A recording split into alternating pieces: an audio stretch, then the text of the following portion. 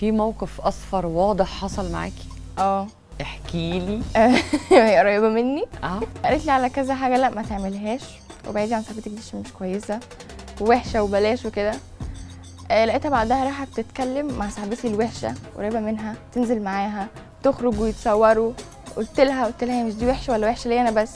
قالت لي لا، ما انا بشوفها كانت نيتها ايه من ناحيتك وكده. وهي من ضمن اهداف الصفر انه آه. يبعدوكي عن صاحباتك. اهدافكم حظنا.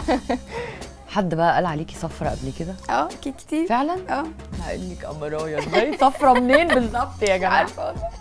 صفرة ازاي يعني؟ مش عارفه والله، بس هو كله بقى بيقول لي انتي صفرة قوي ومش عارف ايه.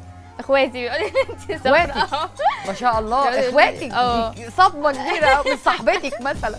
لا، اختي الكبيره بتقعد تقول لي انتي صفرة عشان بقعد اضايقها ساعات.